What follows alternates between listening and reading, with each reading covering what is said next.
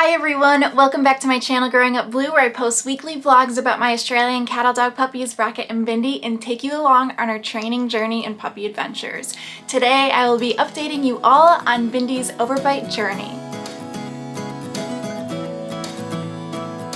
Before we get started today, I just wanted to say if you haven't already, go ahead and hit that subscribe button now. It really helps our channel out, and as always, I appreciate all of the support that you give to me and Rocket and Bindi. And as always, just a quick disclaimer, I am not a vet or professional by any means. I simply love Australian cattle dogs, and I know that there isn't a ton of information out there on the breed, so by me sharing these videos, hopefully you guys can learn more about the breed and decide whether a cattle dog is right for you. So like I said, today I am going to be doing a puppy Overbite update video for Bindi. For those of you who are new to this channel and might not know, Bindi, my little red heeler puppy, has an overbite, which is also known as a malocclusion type 2, and that basically just means that her lower jaw is a lot shorter than her upper jaw. Back in December, Bindi had her first surgery in this entire overbite journey to remove her two lower baby canines, and that was because they were actually starting to poke holes into her upper palate, which is actually quite common with overbites. The jaw is shorter and smaller, and so the teeth are misaligned and they can poke into the upper palate, which of course you don't want. So just to make her more comfortable and pain-free and happy as she was a puppy, we opted to have those lower baby canines removed. I did a whole video on her overbite and that procedure, and in that video you can actually see pre and post surgery photos, which are a little bit graphic with like stitches and stuff. But anyways, you can check those out, and I will pop a link to that video up here. I highly suggest if your puppy has an overbite or if you're curious about it to check out that video, because I know when I was first looking up information about puppies with overbites, and particularly cattle dogs like Bindi with overbites, I could not find anything. And so going through the process, of course, has made me feel more comfortable, but at first I was absolutely terrified that she had an overbite and what was going to happen to her, you know, what the procedures were going to be, what was going on just in general. So I hope that that video will help calm any of you down that might also have puppies with overbites. So fast forward to March or April, when I'm probably going to be editing and releasing this video, and here we are. So Bindi recently just had her second surgery for her overbites, and this was expected. We knew that pulling those baby teeth was just a temporary fix to make her more comfortable at that time, and that she would need more procedures down the road.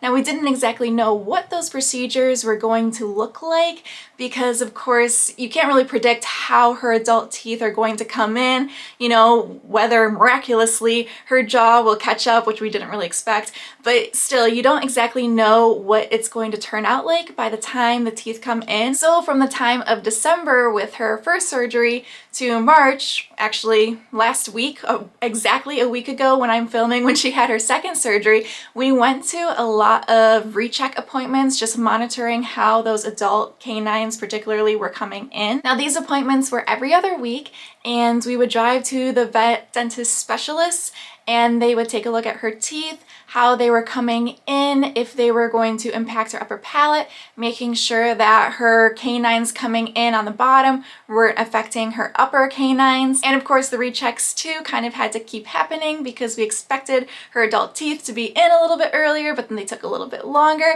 Anyways, a lot of trips, but they got us to where we are today. So when all of her adult teeth finally did grow in, they wanted us to make a decision fast because the window of time with adult teeth growing in and the way that, like babies, plates in their heads are shifting as they're growing, and because Bindi was 5 months, just before 6 months when the surgery happened, there's a really small window that you want to get in. So after assessing her teeth, we saw a few problems, which was expected. Her lower adult canines were still starting to poke holes into her upper palate. Okay, we expected this. We had hoped that it wasn't the case, but no big deal. We have a puppy with an overbite and we are going to fix it. So we had those teeth almost poking the hole. And then the way that her jaw is that both teeth are on the inside of her upper canines because her jaw is just so much shorter and smaller than her top one. So they're both on the inside, but it's kind of shifted. So one is closer to be on the outside than the other is. Now, at one point, the dentist did say that they had hoped her overbite was so bad that it would actually push her canines outwards on the outside of her teeth. That way she might not need a procedure, but of course that didn't happen.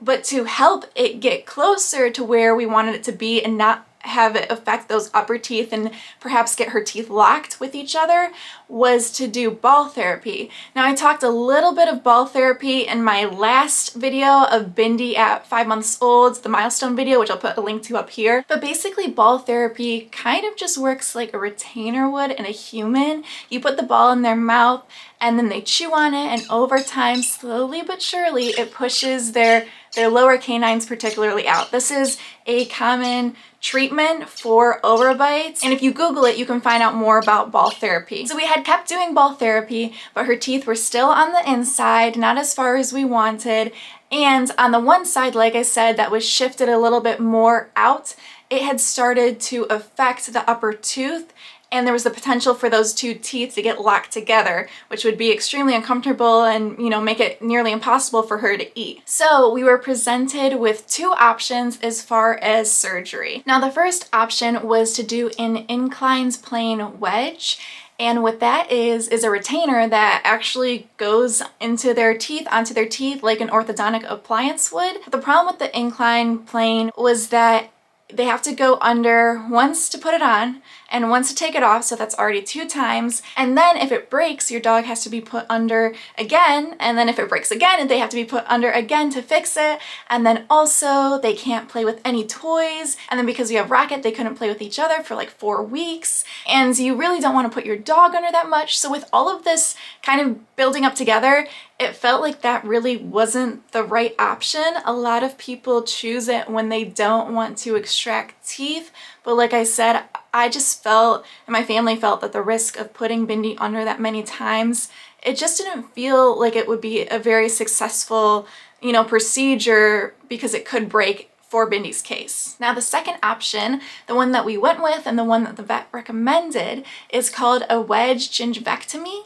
And basically what that is where they actually sculpt the gums and it sounds kind of gross, but they kind of carve out the gums and make room for the teeth to fit. The way that they kind of explained it to me was that you have your gum, but then you would just they would carve it into a little C almost, and then the tooth, instead of hitting the top of the gums, it just would kind of fit. And so that's the one that we went with. The vet said that right now she's actually treating over 20 dogs that have an extremely similar overbite to Bindi, and they're all going through the same type of procedure options, and that 80% of the people who do deal with this overbite choose the same wedge gingivectomy that we did. So that kind of made me feel comfortable as well. Now, when we chose this option, they actually got Bindi in as quick as possible for the surgery. Actually, 2 days later, they were able to squeeze us in, which is awesome because they wanted to fit that window of where her teeth were currently at. They also explained to us, though, that they knew that they were going to do the wedge gingivectomy, but they didn't know exactly which teeth were going to have to be extracted. They were leaning towards one of the canines, an upper canine being pulled and leaving the lower canines intact, because in theory, those are more important than the upper ones because they hold in your dog's tongue and then also help your dog play fetch and things like that. So they knew that they were probably going to extract an upper canine, but they would not know until the morning of. And the reason for this is because Bindi's teeth would constantly be shifting, and they urged us to keep doing that ball therapy because even if those lower canines get pushed out a millimeter, that's less procedure that they have to do. So we did that, and her teeth actually did end up shifting, and so they were able to modify kind of what their original plan was the morning of and when they went to surgery.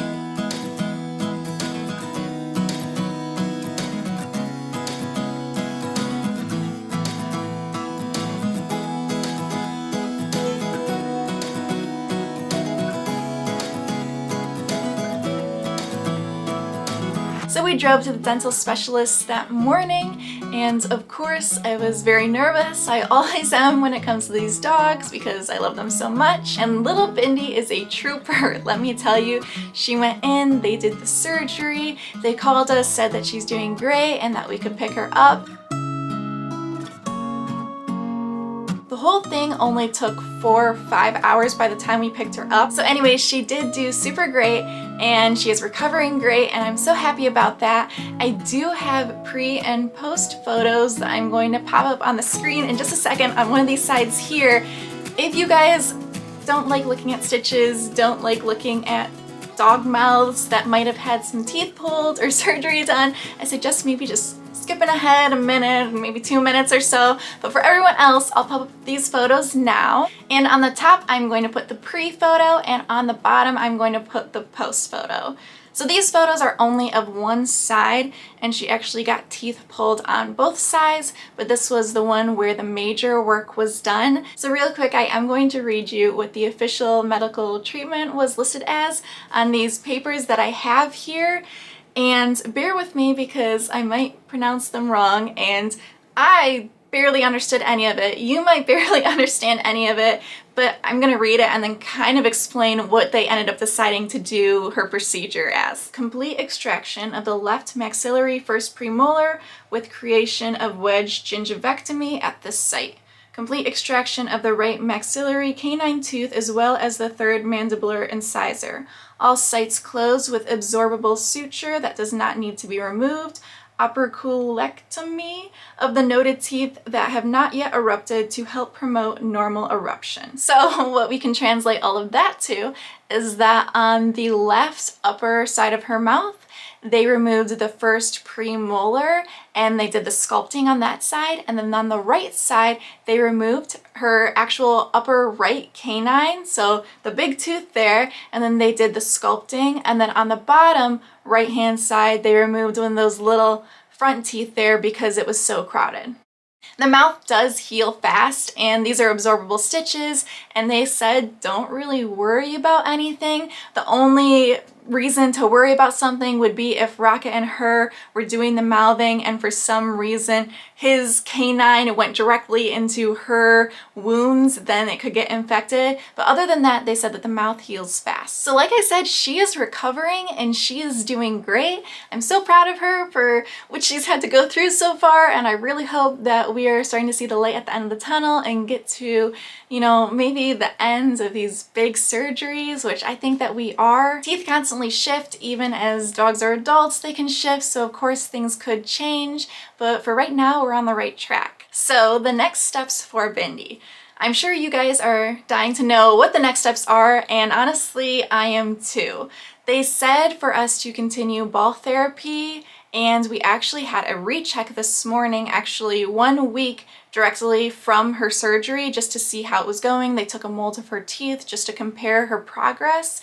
Right now, they said that it's looking great. And also because we have still been working at the ball therapy before and then also during recovery for this entire week, her lower canines have actually shifted 2 millimeters in the right direction. So I know that that does not sound like a lot, but considering her original overbite, I had measured to be about 5-6 millimeters out that way. Her upper palate was sticking out that much further than her lower one.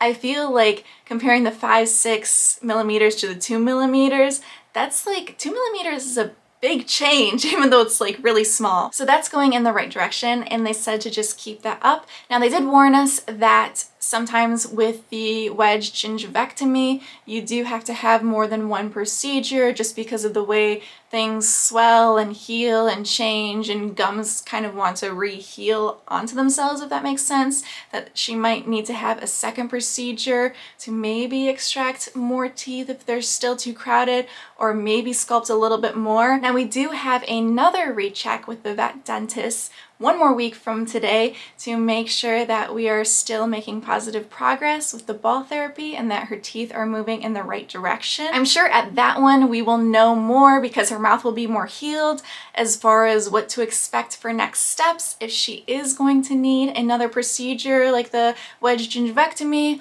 or what is next. Anyways, I know that that's a lot. This was probably a long video, but I just wanted to give you guys all an update on where we are at with Bindi's overbite surgery and her procedures and just her journey in general and what to expect next. And with that, that is all for today. If you like this video, please be sure to give it a thumbs up and hit that subscribe button down below. While you're at it, turn on the notification bell to never miss a vlog growing up blue and stay up to date on all things Australian cattle dogs. And be sure to leave me a comment down below. I go through all of them and respond to you guys, and I really love hearing what you all have to say and just kind of building a community with you all. I think that YouTube is really cool for doing that, so I appreciate you guys who do leave me comments. Anyways, leave me a comment down below and let me know if any of you have had any experiences with a dog or a puppy with an overbite, or if you have a puppy with an overbite, and what your experiences were. Did they need to have surgery? Was it treated another way? And what steps you have taken to give them a happy and pain-free life. Let me know in the comments down below and I'll get back to you there. Also, if you haven't already watched it, I just posted a video of our little Bindi at 5 months old. I can't believe that, first, that she's that old already, second, that she's as big as she is, and third, that she is finally playing fetch. Yes, you heard me, she is playing fetch now and actually going after the ball and carrying it all the way back to us, not just dropping it like she would halfway, but she's actually bringing it all the way, which is also great for her ball therapy. So anyways, if you haven't already seen that, go ahead and check that out. I'll post a link here. And as always, thank you so much for watching, and I will see you all very soon. Bye, everyone!